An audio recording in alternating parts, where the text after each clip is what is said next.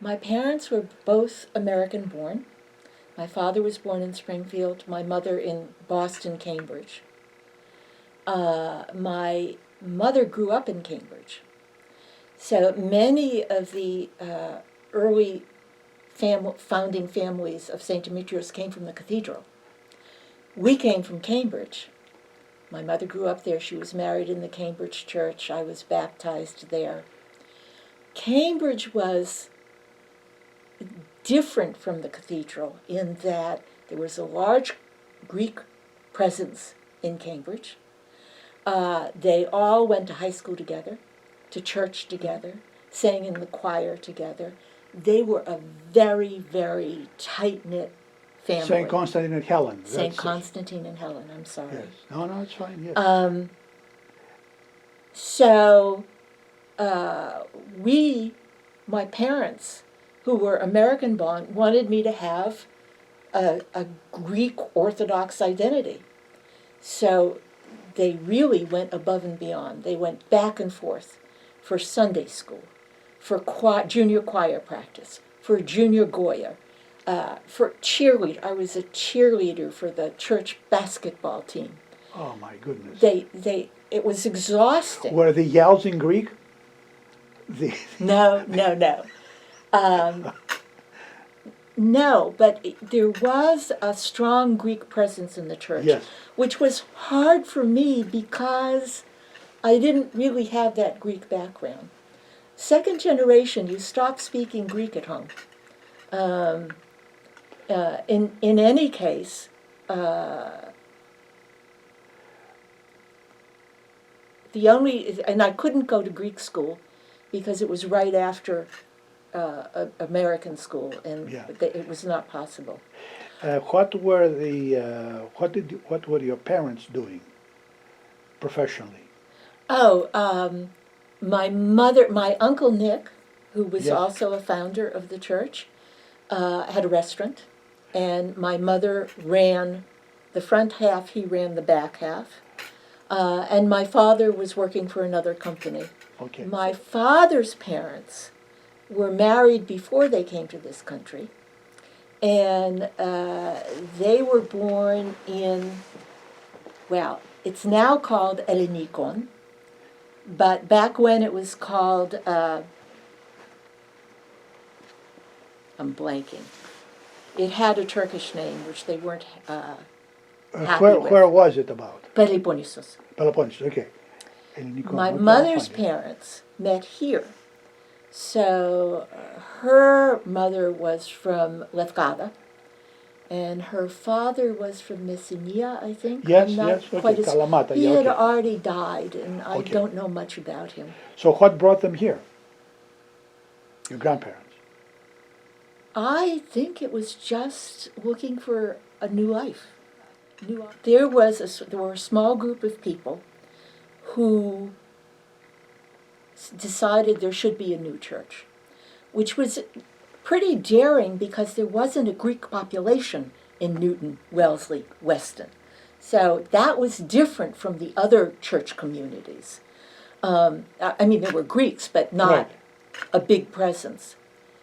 They got the telephone books. So they got hold of the Newton telephone book, and they went through the Newton telephone book looking for Greek names. Oh, so Panagopoulos, you think maybe that's a Greek name. Absolutely. So my parents came home and they said they want to build a church here in Newton. And so they were in. But then we had to name it. Yes, can we talk about the naming? I wasn't there that night. Oh my. I stayed home and did homework. Oh. It was a Sunday night. But that was a free-for-all. My parents were there. Everybody talks about it. It was the Wild West. You had to pay for your vote. Absolutely. And there was a battle going on between someone wanted Hagia Sophia. Yes. And there were quite a few Dimitri. Yes, that's exactly what that said. Yes. So it was back and forth, back and forth, back and forth, and it was kind of even Steven. And they were making money. The longer it went on, the more money they were making. Yeah. And then finally somebody, and I've forgotten his name, threw down an extra $1,000 and said, this is it. We're going to put an end to it. It's going to be St. Demetrius. So we begin. And in the beginning, we never knew who the priest was going to be. We didn't have a priest. It was a different priest every week. Nobody knew anybody. So we invented coffee hour. We were the first church to ever have coffee hour because we didn't know each other. So one of my strongest memories of the early years of the church.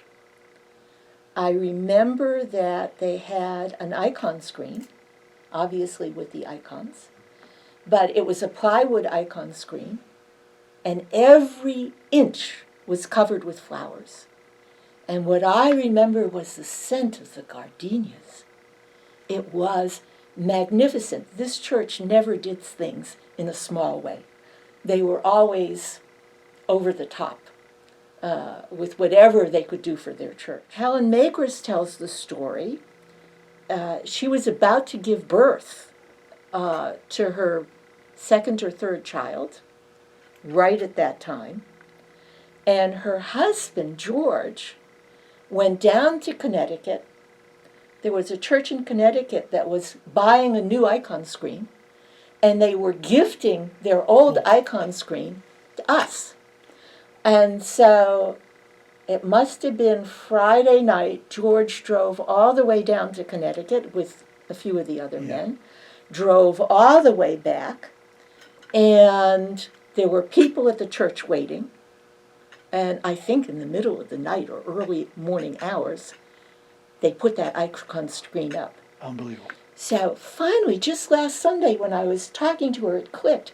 What I was remembering was Good Friday. Flowers, epitafio. Yes. The icon screen came in for the first Easter. Resurrection. In those 24 hours, they pulled it in and put it up. Can you imagine the commitment?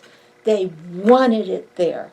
And they literally stayed up all night, I'm sure. The Azure Ball, very early on, became a tradition. Why Azure? Where did that come from? I don't know. Okay. It was held at the country club just down the street from the church, Woodland Country Club. Woodland Country Club, yes. We were there recently for the golf tournament, and I said to Father Cremidis, this is where they used to have the Azure Ball. And he said, no, it's too small. And I said, we were small. Yes, exactly, we were small. They all fit into that tiny facility. There was a raffle. This is the fun part. There was a raffle. They were raffling off a Cadillac, which in the early 1960s was the car. Absolutely. This was a huge pink Cadillac with enormous tail fins. And the tickets were $100 a piece, At that time. which in 1960 was a big amount of money. Yes. My Uncle Peter bought a ticket, Peter Georgantis. Yes. And I was just talking to my cousin Louie, and he said they were at home on Saturday night. They get a telephone call, and they said, we're at the Azure Ball. You just won the Cadillac. Uncle George? Uncle Peter. Uncle Peter won the Cadillac? George Georgantis. He won the Cadillac. He won the Cadillac, and for years, every family event, there was that pink Cadillac.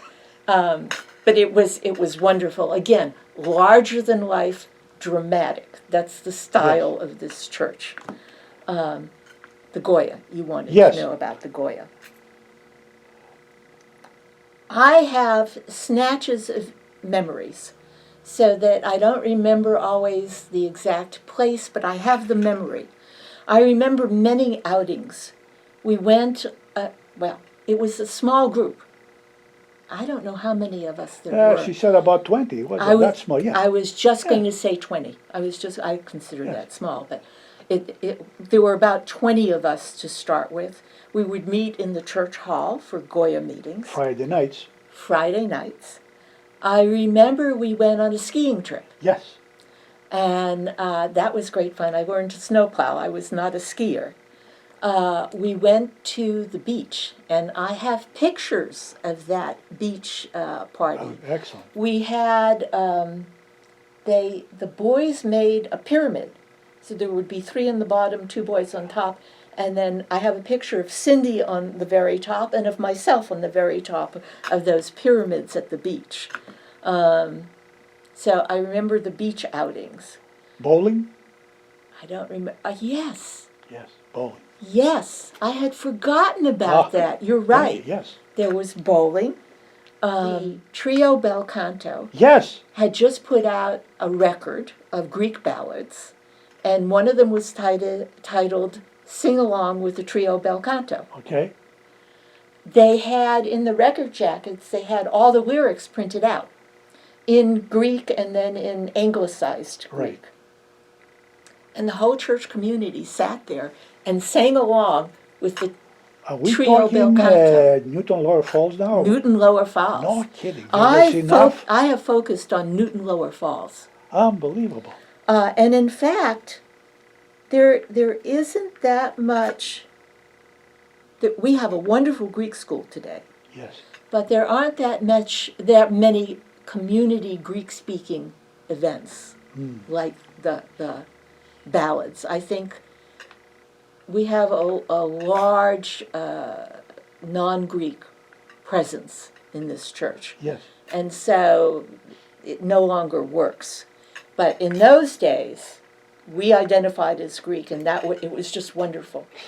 Now, I want you to speak briefly to the fact that you, having been brought, because of the efforts of your parents, a Greek girl in the middle of Cambridge and Newton, and you end up marrying not any person with a foreign name, but you found a Greek person. Yes. Well, how did you find this Greek person? Well, first of all, when I was growing up, a mixed marriage was when the grandparents of the bride and the grandparents of the groom came from different villages in Greece. Oh, yes, well, Anything outside of that was not allowed. I got it. I'm with you. Once I graduated from college, I went to Greece to meet my grandmother's family in Lefkada. They were in Athens, Yes, and they still kept their home in Lefkada. go ahead. My mother's first cousin, one of her first cousins was Apostoli Kaklamanis, who was a lawyer in Greece, There's a big name in Greece, yes, eventually became president of parliament. yes. I would go visit him in his law offices. Now, they saw a young and, at that time, very attractive young Greek girl. They kept trying to marry me off. It wasn't working. I was not going to stay in Greece. Said, they're smart. Apostoli said, I have some friends, some lawyers, because all the lawyers were at Santa Rosa Street. They were all in the same office You're correct building. about that, yes. I have some colleagues who have their nephew visiting from America. Uh-oh, yes, Let's all have coffee together. absolutely. Now, this is a little embarrassing. I had graduated from college, never got very far from home. I went to Wellesley, which is about as far as my parents were going to let me go. I don't blame them. I had graduated from college. I stayed at home with my parents after I graduated. I couldn't do it. My parents were the sweetest, kindest, quietest people. They made church mice look like party people. And I was used to a dormitory of girls. So finally I said to my parents, I'd like to go and live in Cambridge with some other girls who were Wellesley graduates. This was pretty difficult. Revolutionary, yes. And I went to Greece and I told Apostoli, I'm moving into Cambridge. Didn't go over well. Young Greek girls do not move away from home. Not that, not that we were going to do anything away from home that we wouldn't have done at home. In fact, the opposite was true. Some of the people that stayed at home were much wilder than we were. But so here I am in the law offices with it was a husband and wife. She was a judge, he was a lawyer, friends of Apostoli, and my cousin, I called him Cousin Apostoli, and Michael Ward, who was their relative. And Michael said, I'm going to Harvard. I'm beginning a PhD program in applied physics at Harvard University in September. I will be in Cambridge. Now, what did you know about Michael at the time? There was That's nothing all Greek I knew about it. about him. That's I don't all see Vlachos anywhere. Well, I knew he was Greek because he was related to Oh, I see. the Okay. two lawyers. So, And so I didn't dare tell him I'm going to be in Greece, in Cambridge too, Yes. because it wasn't going to go over well in that room. Exactly. It turned out, as luck would have it, we lived on the same city block in Cambridge. He lived on Oxford Street, I lived on Garfield Street, practically next door. Well, that was the beginning, and the end of that. romance. Yes. Finally, yes. they assigned Father Bougoudas. Right. He was only a few years older than we were. He was a new graduate, newly ordained. And we bonded. We had never had a priest more or less our age. Exactly. yes. American born, kind of somebody we could really relate to. He taught Greek school on Saturday morning. I don't know if they told you that. He was just part of our lives. And then, catastrophe. They decided to transfer him. Trauma. Really trauma. And the adults put together a little delegation and went to New York and said, please don't do this. We built this church for our children. Yes. They finally are settling down. They're bonding. They're Oh, boy. forming a community. They've identified with this priest. You don't tell church hierarchy what to do.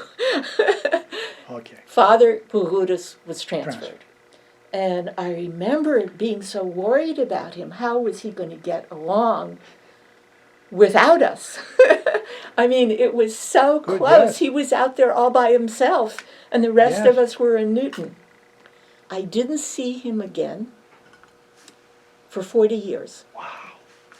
We were having the 40th anniversary of the church, big party. Yes. And I knew that Father Bougoudas was going to be there. And my husband and I almost never went to the big banquets and the big festivities. But I said to him, I have to go to this one Of course. Yes. because I want to see Father Bougoudas. And I told him many, many stories of the early years at St. Demetrius and our time with Father Bougoudas. We get to the dance. I spot Father Bougoudas somewhere or other, and I go up and I introduce myself. I said, I'm one of the original Goyans. And he very sheepishly reached into his pocket and pulled out a picture. And the picture was taken at his farewell dinner. We had given him a Paul Revere silver bowl, the Goyans. I don't know why. I can't imagine what use he had for it, but that was Yes. our gift to him. And I remember him saying, well, this matches their sterling characters. Oh, He was What a line. wonderful. He was wonderful. He pulled out this picture, and there were maybe 8 of us in the picture, 6, 8, not many. And he said, which one are you? So now it was my turn to sort of sheepishly reach into my pocketbook and get my reading glasses because I couldn't see a thing. And I said, that one, Father, in the white dress. And I didn't start coming back to church in a very regular way until my husband died. And it was very, very hard. And whenever my life has become difficult, I go back to my father's house. This is my father's house.